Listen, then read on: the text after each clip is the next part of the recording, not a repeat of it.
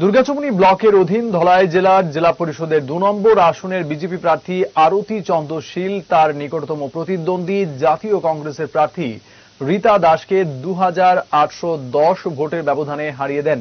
এই ব্লকের অধীন জেলা পরিষদের ৩ নম্বর আসনে বিজেপি প্রার্থী সন্তোষ কুমার দাস ৩,২৩৪ ভোটের ব্যবধানে নিকটতম প্রতিদ্বন্দ্বী জাতীয় কংগ্রেসের প্রার্থী অভিজিৎ দাসকে পরাজিত করেন।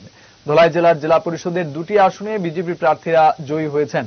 দুর্গাচুমনি ব্লকের বিডিও তথা রিটার্নিং অফিসার সমিত দাস ঘোষণা দিতেই বিজেপি দলের নেতা কর্মী ও সমর্থকরা উল্লাস করতে থাকেন। এরপর বের হয় বিজয় মিছিল। পঞ্চায়েত নির্বাচনে ধলাই জেলা পরিষদের ৩টি আসনে নির্বাচন হয়েছিল। প্রতিদ্বন্দ্বী দল হিসেবে কংগ্রেসের প্রার্থী ছিলেন।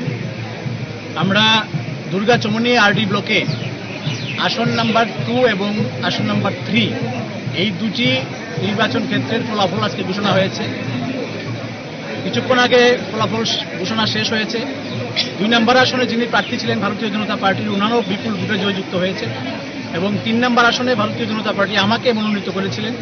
আমার যিনি প্রতিদ্বন্দ্বী ছিলেন উনার চাইতে আমি ৩,২৩৪ ভোটে ব্যবধানে আমি জয়লাভ করেছি, ভারতীয় জনতা পার্টি জয়লাভ করেছে। আমার নিকটতম প্রতিদ্বন্দ্বী 1,207 ভোট পেয়েছে এবং আমাদের প্রাপ্ত ভোট 4,441 ভোট।